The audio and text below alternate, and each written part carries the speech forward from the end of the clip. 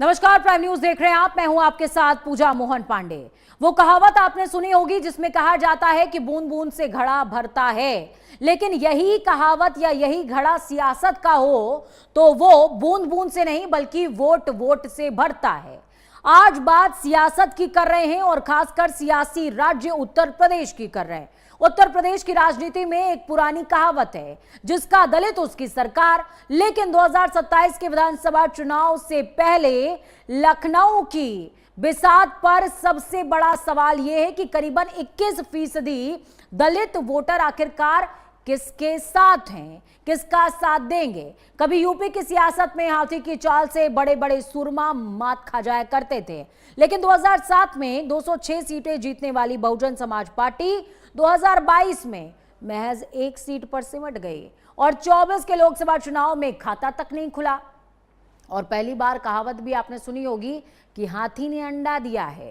अब जब मायावती का कोर वोट बैंक बिखरता नजर आ रहा है तो बीजेपी, समाजवादी पार्टी और कांग्रेस के बीच इस 21% हिस्सेदारी को साधने की होड़ है।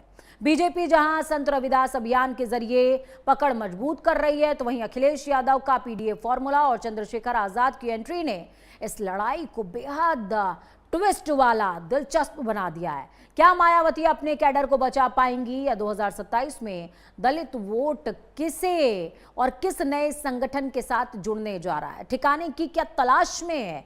सवाल यह भी है कि 2027 में दलित वोट मायावती के साथ टिकेगा या यूपी की राजनीति में एक नया इतिहास लिखा जाएगा, जिसका दलित उसकी सरकार। यही पूरी कहानी है उत्तर प्रदेश की। चले ग्राफिक्स के जरिए आपको बताएंगे, आपको समझाने की कोशिश करेंगे कि आखिरकार इस पूरे घटनाक्रम के अंदर दलित वोट बैंक किसके साथ जाता हुआ नजर आ रहा है। एक बार ग्राफिक्स डालिएगा स्क्रीन पर। देखिए, आपको यह समझना चाहिए कि किस तरीके से यह पूरा घटनाक्रम अब उत्तर प्रदेश में बदलता हुआ नजर आ रहा है।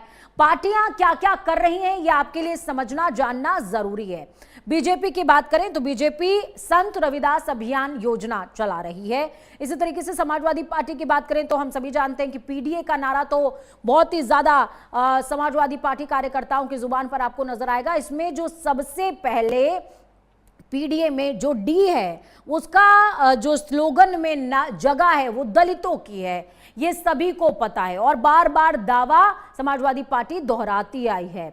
अब ये समझिए कांग्रेस क्या कर रही है। कांग्रेस भी संविधान बचाओ का नारा देते हुए दलितों को अपने पाले में लाने की पुरजोर कोशिश करती नजर आ रही है। इसी तरीके से जो सबसे ज्यादा कभी दावा हुआ करता था कि दलित किस पार्टी के साथ हैं, वो होती थी बसपा। लेकिन मौजूदा समय के अंदर बसपा सिर्फ और सिर्फ दलित उत्पीड़न का नारा ही दे पा रही है, जबकि उसको अपने वोट बैंक में तब्दील करने के लिए उन्हें काफी मशक्कत करनी पड़ रही है। इस बीच अगर बसपा की बात की जाए तो बसपा पर कई आरोप भी लगते नजर आए कि टिकट की खरीद फरोख्त हो रही है। दूसरी तरफ आपको ध्यान होगा कि काशीराम जयंती के दौरान जब मायावती मौजूद थी तो मायावती ने साफ तौर पर मंच से कहा कि एक बार दोबारा संगठित होने की जरूरत है।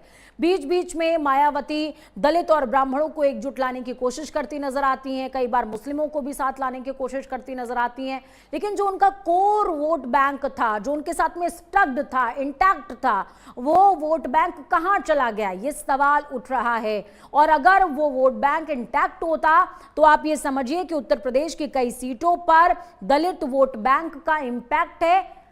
हाथी एक सीट तो नहीं लेकर आता, ना अंडा देता। तो चलिए अब अगले ग्राफिक्स के जरिए आपको समझाते हैं, बताते हैं, एक नजर डाल लेते हैं कि यूपी में दलित वोट बैंक आखिरकार कितना मायने रखता है और किसके हिस्से में जाता हुआ नजर आ रहा है। आबादी का हिस्सा कितना है यूपी में दलित वोट बैंक की अगर बातचीत की जाए तो ये 21% स्टैंड करता है। और ये जो सारी लड़ाई है वो इसी वोट बैंक की है। हम सभी जानते हैं कि जिस दौरान बसपा ने सीट जीती थी उस दौरान दलित वोट बैंक ने ही कमाल दिखाया था, साथ में ब्राह्मणों का कॉम्बिनेशन आया था। विधानसभा सीटों की बातचीत की जाए तो उत्तर प्रदेश के अंदर 403 विधानसभा आती है और साथ में एक एंग्लो इंडियन की सीट आती है, यानी कि जो आरक्षित सीट है, नॉमिनेटेड सीट है। इसके अलावा आरक्षित सीटों की बात की जाए तो 86 सीटें हैं जो दलितों के लिए आरक्षित हैं। यहां पर आरक्षित से आपको क्या मतलब समझना है, ये दलितों के लिए आरक्षित सीटें हैं। 84 एससी और 2 एसटी यानी कि शेड्यूल कास्ट और शेड्यूल ट्राइब, 2 सीटें शेड्यूल ट्राइब्स के लिए हैं। उत्तर प्रदेश के अंदर ये संख्या बल के हिसाब से गणित है पूरा सीटों का। और अगर आप लोकसभा की सीटों की बात करेंगे तो हम सभी जानते हैं कि लोकसभा के अंदर 80 सीटें दलितों के लिए आरक्षित है।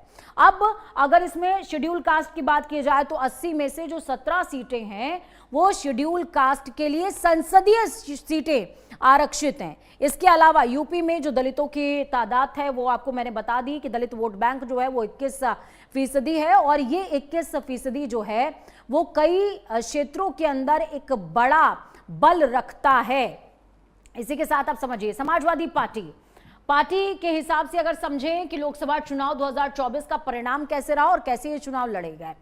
समाजवादी पार्टी लड़ी गई सीटें 62 थी और ये जहां पर हम सीटें आपको बता रहे हैं ये दलित प्रधान सीटें हैं जहां पर समाजवादी पार्टी का परफॉर्मेंस देखने को मिला था।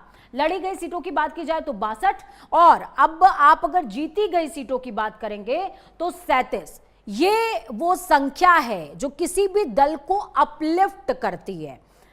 राष्ट्रीय लोक दल की बात करें, आरएलडी, यहां पर आरएलडी की बात हो रही है। आरएलडी की लड़ी हुई सीटें जो दलित प्रधान क्षेत्र हैं वहां पर 2 सीटों पर इन्होंने चुनाव लड़ा और जीते कितने, 2 की 2 क्लीन स्वीप हुई थी। भारतीय राष्ट्रीय कांग्रेस की बात करी जाए तो भारतीय राष्ट्रीय कांग्रेस 17 सीटों पर दलित प्रधान सीटों पर चुनाव लड़ती नजर आई और इन्होंने जो इनका जो स्वीप था वो 6 सीटों पर देखने को मिला है। 6 सीटों पर जीत कांग्रेस ने दर्ज की है। इसी तरीके से अगर भारतीय जनता पार्टी की आप बात करेंगे तो देखिए भारतीय जनता पार्टी ने 75 सीटों पर चुनाव लड़ा था, ये दलित प्रधान सीटें, और इनमें से 33 सीटों पर जीत दर्ज की थी। यहां पर मार्जिन देखिए, समाजवादी पार्टी 62 और अगर बीजेपी की बात की जाए, बीजेपी के वोट बैंक की बात करेंगे तो आप बीजेपी 75 पर चुनाव लड़ी और उसके बाद बीजेपी ने 33 सीटें जीती हैं। तो ये जो घटनाक्रम है ये आपको समझना चाहिए कि किस तरीके से उत्तर प्रदेश के अंदर एक एक वोट की लड़ाई होती है। यही वजह है कि बीजेपी हो या अन्य दल हो लगातार जो है वो सियासत में गठजोड़ बैठाने में लगे रहते हैं। अब आते हैं बहुजन समाज पार्टी पर। बहुजन समाज पार्टी ने सिर्फ 1 सीट छोड़ी। 80 सीटों में से 79 सीटों पर चुनाव लड़ने का काम बहुजन समाजवादी पार्टी ने किया था, लेकिन कितनी सीटें जीती, 0। अगर आपका दलित प्रधान क्षेत्र में वोट बैंक है, आप दावा कर रहे हैं कि दलित जो है आपके कोर वोटर हैं, आपके साथ में इंटैक्ट हैं, तो भाई साहब ये रिजल्ट तो कतई नहीं आएगा। क्या हुआ ऐसा कि बसपा के खाते से पूरी तरीके से फिसल गया ये वोट बैंक। अगर अपना दल की बात की जाए, ये अनुप्रिया पटेल वाला अपना दल है, अपना दल की बात की जाए, अपना दल सोनेलाल, तो इसने 2 सीटों पर चुनाव लड़ा और 1 सीट जीत करके सामने आती है। अब आजाद समाज पार्टी की यहां पर बात कर लेते हैं। ये चंद्रशेखर आजाद रावण की पार्टी है। आजाद समाज पार्टी की बात कीजिए तो 2 सीटों पर चुनाव लड़ा और यहां पर देखिए 1 जो है सीट वो जीतते हैं। आजाद समाज पार्टी बहुजन समाज, अब यहां पर आप सीक्वेंस को समझिए। आजाद समाज पार्टी बहुजन समाजवादी पार्टी के बाद अस्तित्व में आई है, उसके बावजूद मात्र 2 सीटों पर चुनाव लड़ने के बाद भी आजाद समाज पार्टी ने अच्छी विनिंग की। 1 सीट वो जीत करके लाई, यानी कि इनका जो विनिंग रेट है वो 50% रहा। एआईटीसी की बात करें तो एआईटीसी ये क्षेत्रीय दल है, इसने 1 सीट पर चुनाव लड़ा लेकिन 0, यानी कि कोई खाता नहीं खोल पाई। अब इस बीच आप ये समझिए कि मायावती ने एक ट्वीट किया है। इस ट्वीट के बाद सरगर्मियां और ज्यादा तेज हो गई हैं। उत्तराखंड के हल्द्वानी में कांग्रेस अध्यक्ष मल्लिकार्जुन खड़गे को लेकर के मायावती ने उनका समर्थन किया और इस दौरान एक बार फिर से वो दलित सियासत को सेंटर में लाने की कोशिश करती नजर आई। उत्तराखंड स्टेट के हल्द्वानी में अभी हाल ही में कांग्रेस पार्टी के राष्ट्रीय अध्यक्ष श्री मल्लिकार्जुन खड़गे के हुए प्रोग्राम के बाद उनके मंच का दलित होने की वजह से शुद्धिकरण किया गया। ये जानकारी कल संसद के जरिए भी देश को मिली है। ये मामला अति निंदनीय और चिंतनीय है। साथ ही वहां की सरकार बिना कोई भेदभाव करे इस घटनाक्रम पर तुरंत एक्शन ले। आरएसएस के मुखिया को भी संज्ञान लेकर जरूर गंभीरता से सोचना चाहिए, जो कि दलितों के आर्थिक तौर पर थोड़ा मजबूत हुए लोगों को आरक्षण से वंचित करने की बात कर रहे हैं। अब यहां पर आपको दो चीजें समझनी है। मायावती ने दो सुर बुलंद किए हैं। एक तो दलित वोट बैंक की बात वो दोबारा करती नजर आई है, दलितों के अधिकारों की बात करती नजर आई है, और यहां पर उन्होंने आरक्षण की बहस को भी एक बार दोबारा छेड़ दिया है। उन्होंने कहा कि आरक्षण का सुर इतनी जल्दी दबने वाला नहीं है। समय समय पर मायावती या फिर अन्य सियासी दल आरक्षण के मुद्दे को रेज करते रहते हैं।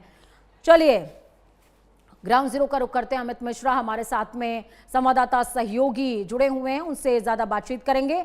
अमित, क्या लगता है कि एक बार फिर से मायावती पुराना कॉम्बिनेशन क्रिएट करने की कोशिश कर रहे हैं? हालांकि ये कोशिश वो लगभग हर पंचायती चुनाव से पहले करती हैं, हर लोकसभा चुनाव से पहले करती हैं, हर जो है कह सकते हैं विधानसभा चुनाव से पहले करती नजर आती हैं, लेकिन नतीजा सिफर ही रहता है। इस बार अगर बात की जाए तो क्या इन दावों में, इन कोशिशों में कुछ कॉन्क्रीट कोशिश नजर आ रही है क्या, या फिर सिर्फ बातें हैं, ट्विटरबाजी है?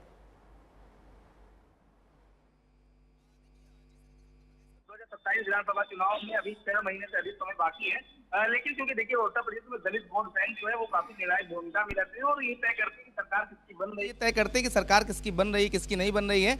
और पिछले अगर कई दशकों की बात करें तो जिस तरीके से मायावती जो है वो दलित वोट बैंक की एक धुरी रही हैं, कांशीराम के बाद से जिस तरीके से बहुजन समाज पार्टी जो है वो दलित वोट बैंक का एक हिस्सा पूरी तरीके से बहुजन समाज पार्टी को सपोर्ट करता था, लेकिन अब कहीं ना कहीं वो जो चीजें हैं वो खिसकती नजर आ रही हैं।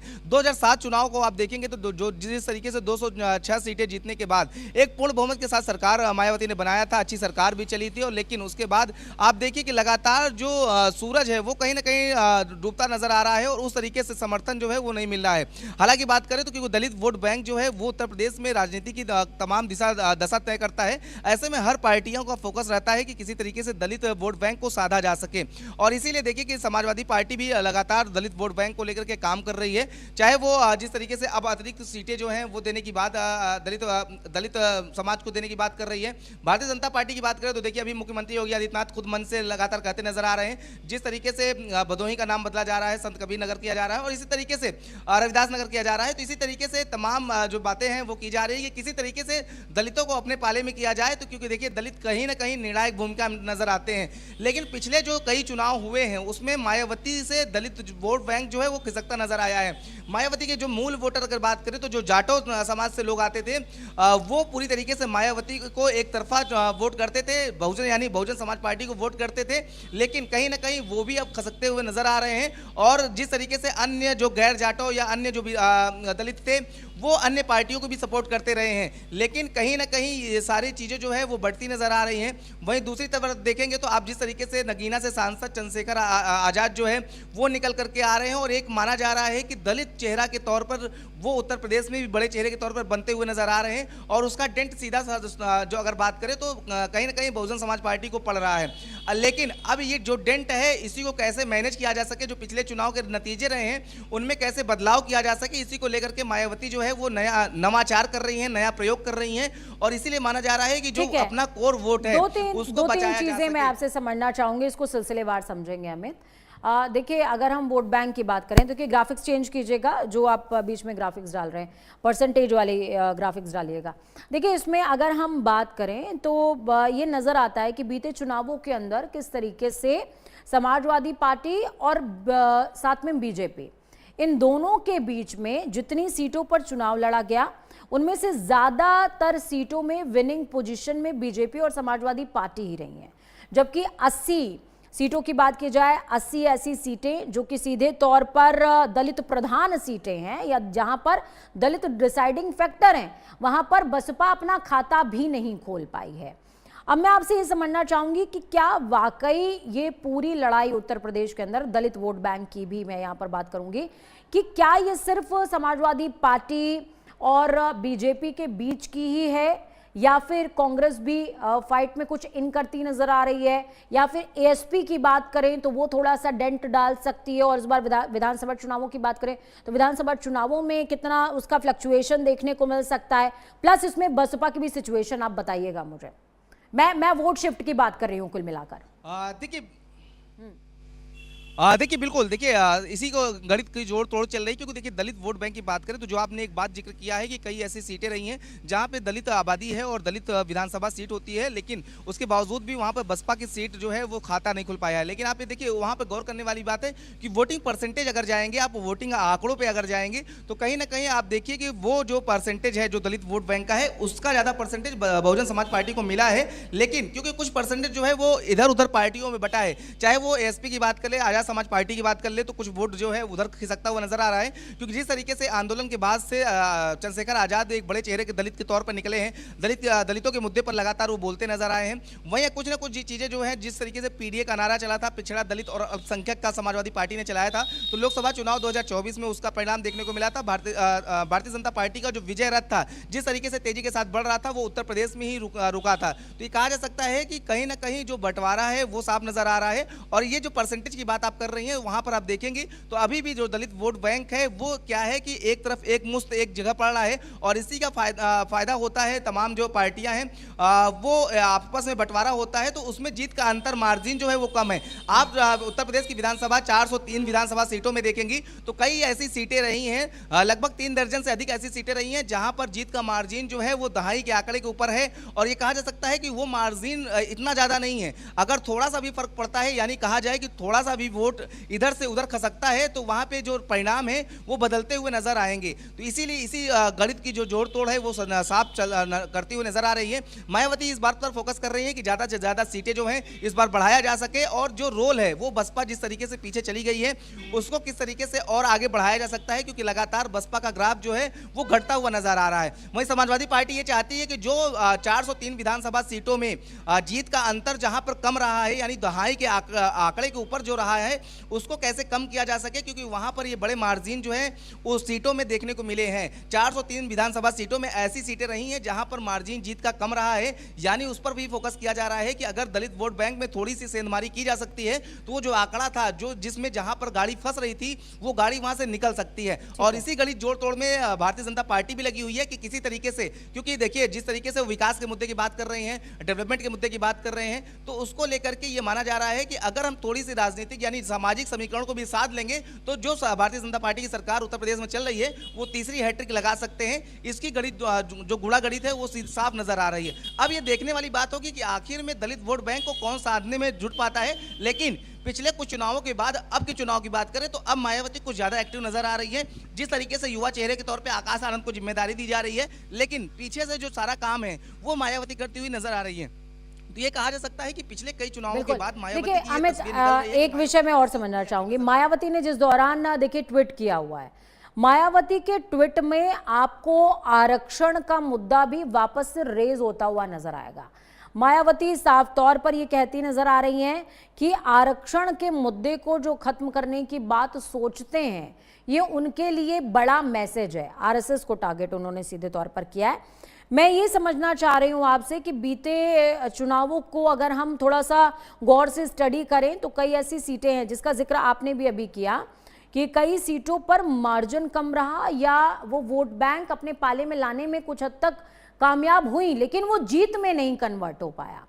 इस बार ऐसा क्या समीकरण बनाने की कोशिश हो सकती है, या एंड टाइम पे ऐसे क्या मुद्दे लाने की कोशिश हो सकती है जो बहुजन समाज पार्टी या बीएसपी की बात करें तो बीएसपी की रणनीति को एक दिशा दे पाए? देखिए एक समय जब मायावती का दौर चल रहा था तो एक नारा बहुत चलता था कि हाथी नहीं गणेश है, ब्रह्मा विष्णु महेश है। तो वही कुछ संदेश के तौर पर एक बार फिर से काम जो है वो मायावती करती हुई नजर आ रही है। वो केवल एक दलितों की बात करें तो दलित वोट जो उनका एक कोर वोटर रहा है, जो एक लंबे दशक तक आप समझिए कि 4 बार कोई अगर मुख्यमंत्री रहा है तो कहीं ना कहीं जो समाज से वो आती हैं वो उनको जो है एक तरफा सपोर्ट करता रहा है, लेकिन उस पर कहीं ना कहीं सेधमारी हुई थी। लेकिन उसी को बचाने का प्रयास किया जा रहा है कि अगर मायावती उस वोट बैंक को बचा सकती हैं, उसमें सेधमारी नहीं होती है, तो मायावती की जो पार्टी बसपा है वो कहीं ना कहीं उसमें जो रिजल्ट है उसमें परिवर्तन हो सकता है। और इसी की कवायद में मायावती नजर आ रही हैं। देखिए ब्राह्मण के मुद्दे को लेकर के, जहां पर आरक्षण के मुद्दे को लेकर के मायावती ने ट्वीट किया है, इससे पहले उन्होंने ब्राह्मणों के मुद्दे को लेकर के भी जो है वो सवाल खड़े किए थे। अब देखिए यहाँ पर एक कंफ्यूजन है। या एक तरफ मायावती आरक्षण के मुद्दे पर बोलती हैं, दूसरी तरफ ब्राह्मण के मुद्दे पे बोलती हैं। अभी रिसेंटली उन्होंने जैसे एक प्रत्याशी का भी ऐलान किया है, उस एक प्रत्याशी को आप देखेंगे तो वो चेहरा ब्राह्मण है, जब अगर उस सीट की बात की जाए तो वो जाटलैंड है, वहां पर उन्होंने ब्राह्मण दाव चला और ट्वीट में वो आरक्षण की बात कर रही हैं। क्या एक बार फिर से ब्राह्मण प्लस दलित का कह सकते हैं कि आप एक पॉलिटिकल कॉकटेल बनाने की कोशिश कर रही हैं मायावती, और अगर कर भी रही हैं तो ये कितना सक्सेसफुल हो पाएगा? देखिए, अगर आप किसी समाज से आप नेतृत्व करती हैं और आप अगर राजनीति में हैं तो आपको दोनों पल्ला जो है वो संभाल कर रखना पड़ेगा। लेकिन जिस आप समाज से नेतृत्व करती हैं उसका ज्यादा दबाव आपके ऊपर होता है। और आरक्षण के मुद्दे को लेकर के देखिए, क्योंकि वो दलित समाज से आती है तो ऐसे में आरक्षण उनका अधिकार है, और जब उनके अधिकार, समाज के लोगों के अधिकार के हनन की बात होगी तो उस पर, क्योंकि वो उसका नेतृत्व कर रही है तो उनको बोलना पड़ेगा। और इसीलिए देखिए उन्होंने बोला भी है, क्योंकि उसी समाज ने उनको आगे बढ़ाया है, उसी समाज ने उनको मुख्यमंत्री बनाया है। और इतने बड़े उत्तर प्रदेश, आप समझिए भारत का सबसे बड़ा राज्य जो है उत्तर प्रदेश के नेतृत्व करने का मौका मिला है तो उसी समाज ने दिया है, तो उसकी बात वो करती हुई नजर आ रही है। इसमें कोई गुरेज नहीं करना चाहिए। कोई भी समाज, अगर कोई भी नेता है किसी समाज से आता है तो अपने समाज की बातें को रख सकता है, इसीलिए वो समाज जो है उनको सपोर्ट करता है। लेकिन क्योंकि देखिए वो इस बात को गहनता से जान रही है कि अगर उत्तर प्रदेश में उनको अगर कुछ भी स्थापित करना है, यानी उनको दोबारा वो पार्टी को परफॉर्मेंस करना है, तो उनको अन्य जो सामाजिक समीकरण है उनको भी साथ लेकर चलना पड़ेगा। जिसमें सबसे ज्यादा अगर बात करें तो कभी भी उत्तर प्रदेश में अगर चुनाव होते हैं दलित और ब्राह्मणों की चर्चा सबसे ज्यादा तेज होती है। कोई भी अगर मुद्दे होते हैं, दलित और ब्राह्मण इतने सेंसिटिव मुद्दा है कि हर पार्टियां इसको तुरंत उठाना चाहती है और इसको अपने पाले में करना चाहती है। इसलिए मायावती जब जरूरत पड़ती है तो ब्राह्मणों को लेकर के बोल देती है, जब जरूरत होती है तब दलितों को लेकर के बोल देती है। क्योंकि आरक्षण के मुद्दे को लेकर के अभी बहस चल रही थी, तो ऐसे में मायावती को लगा कि आरक्षण के मुद्दे पर बोलना चाहिए, क्योंकि उनके समाज पर एक मैसेज जाएगा कि हाँ, जिसको हमने नेतृत्व का मौका दिया है वो हमारे लिए अभी भी खड़ी है, और कोई भी परिस्थिति हो, लेकिन वो अगर हमारे हक की बात होगी तो वो बोलती हुई नजर आएंगी। चलिए, बहुत शुक्रिया अमित हमारे साथ जुड़ने के लिए, अहम जानकारी ग्राउंड जीरो से साझा करने के लिए। बने रहिए आप हमारे साथ में।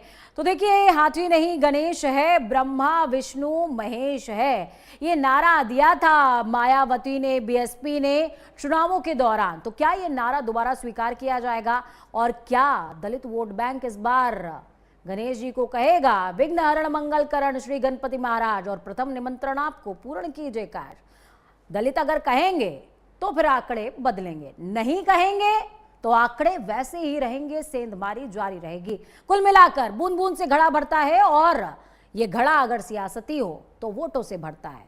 वोट वोट की लड़ाई है, किसके हिस्से में कौन सा जाएगा ये आखिरी तक पता चलेगा, क्योंकि उत्तर प्रदेश में ऊंट किस करवट बैठेगा ये आखिरी मिनट तक नहीं पता चलता। वक्त छोटे से ब्रेक का।